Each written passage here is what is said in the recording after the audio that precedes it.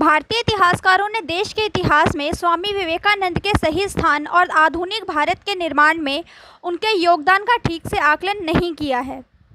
इस बात को पूरी तरह से समझना तो असंभव है कि राष्ट्रीय और अंतर्राष्ट्रीय घटनाक्रम पर उनका कितना प्रभाव पड़ा, क्योंकि उन जैसे व्यक्तियों का प्रभाव बहुत गहरा और सर्वव्यापी तो होता ही है, बारीक और शांत भी होता है।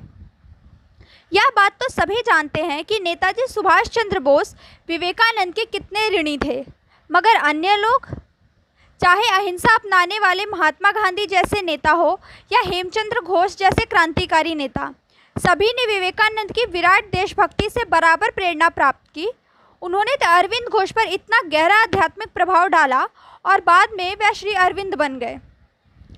भारत के राष्ट्रीय आंदोलन पर स्वामी विवेकानंद के प्रभाव का वर्णन स्वयं राष्ट्रवादियों ने किया है।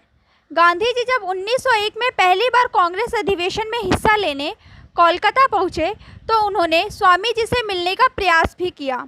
अपनी आत्मकथा में गांधी जी लिखते हैं कि उत्साह में वह पैदल ही बेलूर मठ पहुंच गए।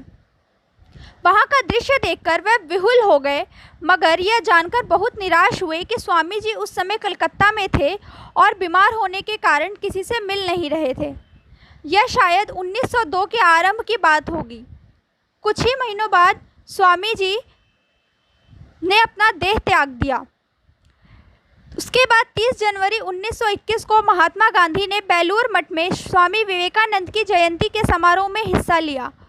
उनसे कुछ कहने का आग्रह किया गया तो वह हिंदी में बोले। उन्होंने कहा उनके हृदय में दिवंगत स्वामी विवेकानंद के लिए बहुत सम्मान है। उन्होंने उनकी कई पुस्तकें पढ़ी और कहा कि कई मामलों में उनके इस महान विभूति के आदर्शों के समान ही हैं।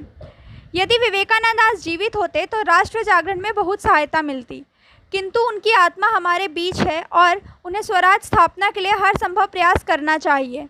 उन्होंने कहा कि उन्हें सबसे पहले अपने देश से प्रेम करना सीखना चाहिए और उनका इरादा एक जैसा होना चाहिए। गांधी जी ने एक स्थान पर यह भी बताया था कि अपने ही समृद्ध भाइयों के हाथों दबाए गए दरिद्रों के साथ उन्हें वैसी ही सहानुभूति है जैसी स्वामी जी को थी। स्वामी जी ने याद दिलाया है कि उच्च वर्ग ने अपने ही लोगों का शोषण किया है और इस तरह अपना ही दमन किया है। आप खुद नीचे गिरे बिना अपने ही स्वजनों को नीचा नहीं दिखा सकते। कई अन्य राष्ट्रवादी नेता भी विवेकानंद से प्रभावित रहे। हम यह भी देखते हैं कि अलग अलग लोगों पर उनका अलग अलग और बहुआयामी प्रभाव पड़ा था। ये लोग सामाजिक, राजनीतिक और आध्यात्मिक क्षेत्रों में थे, मगर प्रभाव राष्ट्र के लिए था। इतना अधिक था कि उन्हें भारत के लिए जीने और मरने की प्रेरणा मिली।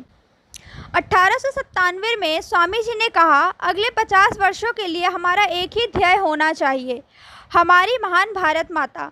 और ठीक 50 वर्ष बाद ही भारत को स्वतंत्रता मिल गई।